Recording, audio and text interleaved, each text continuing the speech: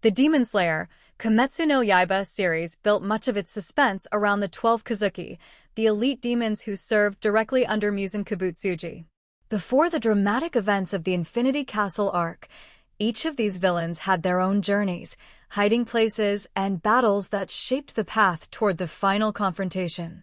Their whereabouts and actions provide important context for how the Demon Slayer Corps eventually came to face them inside Muzan's ultimate domain.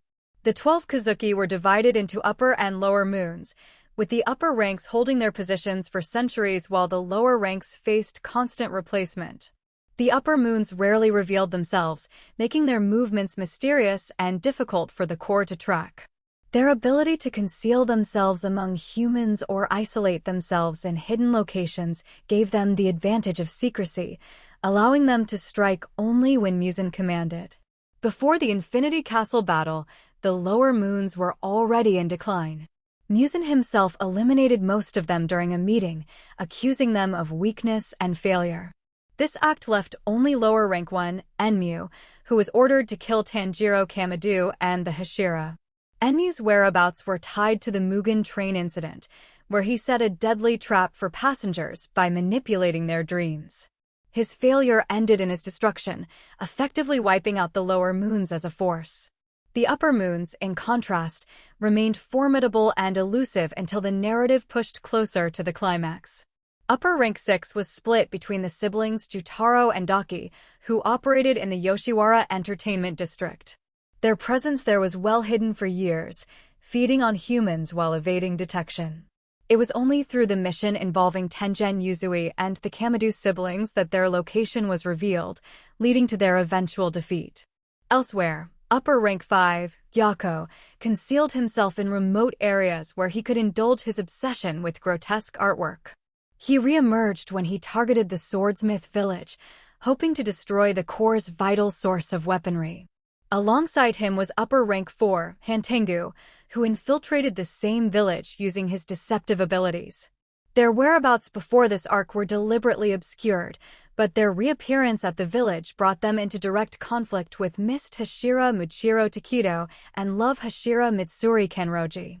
Upper Rank 3, Akaza, remained one of the most active and dangerous of Muzan's followers.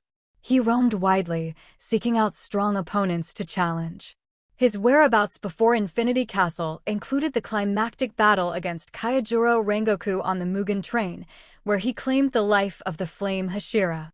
Afterward, he continued moving in secrecy until summoned back to Muzan's side for the final battle. Upper Rank 2, Doma, lived in plain sight by disguising himself as the leader of a religious cult.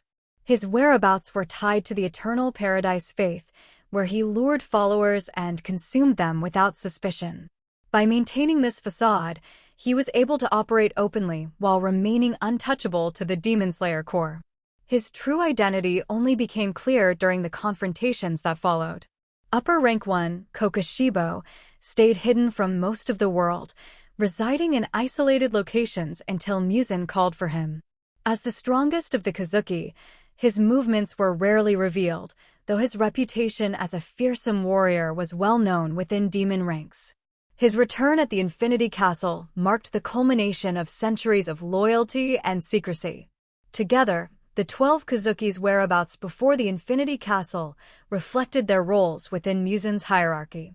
Some lurked in urban centers under disguises, others lived in isolation, and a few openly terrorized specific regions. Their ability to evade the Demon Slayer Corps for so long speaks to the power and fear they commanded.